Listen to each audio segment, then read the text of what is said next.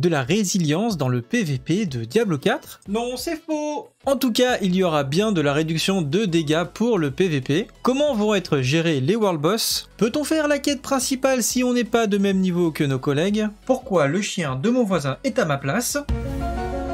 Ah, tant de questions importantes que l'on va voir aujourd'hui. Yo la guilde, ici Camille, si vous ne voulez pas manquer mes prochaines news et guides liés à Diablo 4, un petit coup critique sur le bouton rouge et on n'en parle plus. De plus, ceux qui veulent davantage me soutenir et débloquer du contenu exclusif lié à Diablo 4, eh bien vous pouvez rejoindre la chaîne, vous y trouverez des guides exclusifs comme mon build druide éboulement complet jusqu'au niveau 100 et bien d'autres astuces à venir. Sur ce, c'est parti!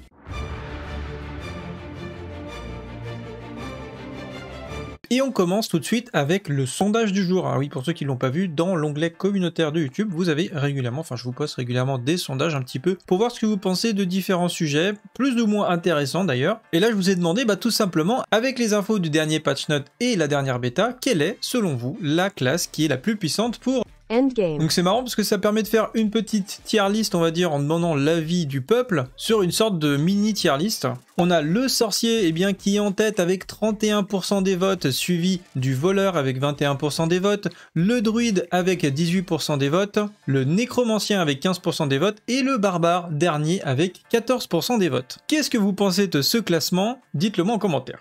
Et vous pouvez d'ailleurs continuer à voter si vous le souhaitez. Et on commence l'article du jour avec une question qui a été posée sur Twitter par Sin McBride. Il nous dit « J'ai pas vu de réponse claire à ce sujet pour le moment. Au lancement, les World Boss seront-ils planifiés ou seront-ils disponibles tout le temps si c'est sur des horaires fixes ?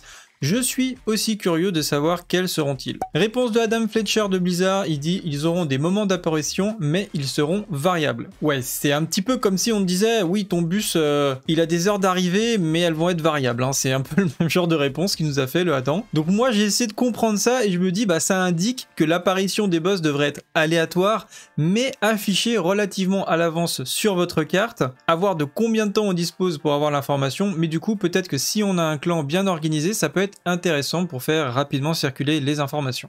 Ensuite, on a eu un stream récent de Riker avec pas mal d'informations intéressantes. Et notamment, il a été abordé qu'est-ce qui se passe au niveau de la quête principale? Est-ce qu'on est obligé de la faire dans l'ordre qui est prévu? Et Rod confirme que vous pouvez faire la quête des différents actes dans l'histoire dans un ordre différent si vous le voulez vraiment. Par exemple, la quête de l'acte 1 est la plus proche que celle de l'acte 3, mais si vous êtes déterminé, vous pouvez trouver le départ de la quête de l'acte 3 et ça sera plus facile de suivre l'histoire dans le bon ordre chronologique évidemment. Blizzard évoque également les différences entre certaines zones du monde et les épreuves fixes que vous ne pouvez pas outrepasser tant que vous n'avez pas un certain niveau de puissance et d'optimisation. Il dit « Ce qui est sympa à propos de l'équilibrage automatique du monde, c'est que vous allez être capable de revenir dans les zones de prologue, donc la zone de départ par exemple, avoir des ennemis qui sont à votre niveau.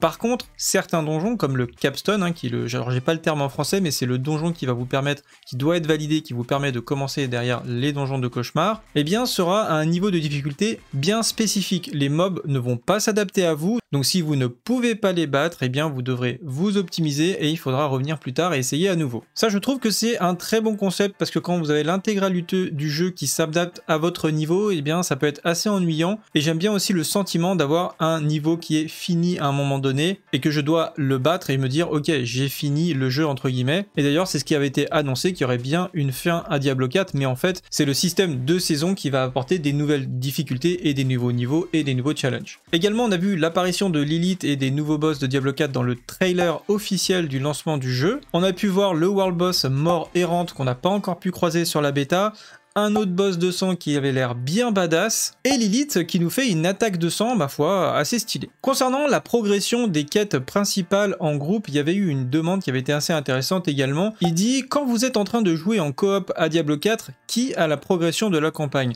L'hôte qui groupe en premier, ou tout le monde progresse, ou ceux qui l'ont déjà fait ne pourront pas avoir de récompense, je suis un peu perdu. » Et Rod Ferguson a répondu « Celui qui invite et héberge la partie possède son propre état du monde. Si vous êtes sur la même quête principale, alors vous allez progresser avec l'hôte. Si vous n'êtes pas aligné sur le même niveau de la quête principale, alors vous n'aurez pas de progression tant qu'il ne vous aura pas rattrapé. » Il a ajouté également « Ma fonctionnalité préférée, c'est que le jeu scale de manière individuelle pour les joueurs, donc vous pouvez avoir un level 1 et un level 30 qui vont jouer ensemble, car le jeu va s'équilibrer pour eux, et les nouveaux joueurs n'ont pas besoin de se cacher dans un coin pour jouer avec leurs amis. Je trouve que c'est plutôt une bonne idée, hein. Je me souviens un petit peu du boosting, quand on faisait des co-levels, on se faisait booster par nos potes, c'est vrai que on rentrait juste dans le niveau et puis on regardait la barre d'XP progresser. Là du coup, vous allez vraiment pouvoir faire des dégâts, alors forcément quelqu'un qui sera plus haut niveau fera logiquement beaucoup plus de dégâts que vous parce qu'il a plus de talent, il aura plus de synergie et des aspects, etc. Mais voilà, vous ne serez pas inutile non plus. Ensuite, j'ai découvert récemment sur le site diablo4.gg, le fameux simulateur dont je vous ai fait la présentation il y a quelques jours, et bien qu'en fait dans le détail des caractéristiques, c'était marqué, par exemple sur les dégâts coup critiques, que c'était capé à 100% au maximum sur les autres joueurs. Pareil pour les dégâts implacables, eh bien c'est capé à 150% contre les joueurs, et peut-être qu'il y aura d'autres limitations. Donc effectivement, on n'aura pas de système de résilience, comme on l'a pu le connaître par exemple dans World of Warcraft, mais déjà on voit que Blizzard a réfléchi à un petit peu nerfer les dégâts en PvP, et je trouve que ça a du sens pour pas que ce soit vraiment World of One Shot, même si honnêtement, vraiment quand je regarde les statistiques comme ça, je pense pas du tout que ce soit suffisant. Mais bon, pour le coup, il n'y a plus qu'à attendre le jeu pour voir un petit peu ce que ça donne. Ensuite, je suis tombé sur une réponse à une de mes questions que je me posais dans mon guide druide, pour ceux qui l'ont vu, le guide membre d'ailleurs que j'ai récemment posté. Eh bien, j'ai trouvé le moyen d'accumuler une attaque à 100% qui va faire non seulement un coup critique, mais aussi un coup accablant sur des effets de vulnérabilité. Et c'est exactement la question qui a été posée, et Joe Shelley a répondu, et il précise bien que les coups critiques, les coups accablants et les effets de vulnérable seront des effets séparés. En revanche, ils peuvent se produire sur la même attaque, et là on aura un texte de combat spécifique qui va apparaître quand cela se produit. Donc ça je l'ai jamais vu, je n'ai jamais vu un coup critique accablant sur de la vulnérabilité, mais apparemment il aura une couleur inédite. Et normalement ça devrait être un plutôt gros chiffre. Je vous rappelle qu'il y a toujours un giveaway en cours sur le Discord avec une statuette de Lilith à remporter. Vous avez le lien pour participer en description. Si la vidéo vous a plu, vous a apporté quelque chose, n'hésitez pas à la liker et la partager, ça fait très plaisir. Sur ce, salut à tous, c'est le Guild, ciao!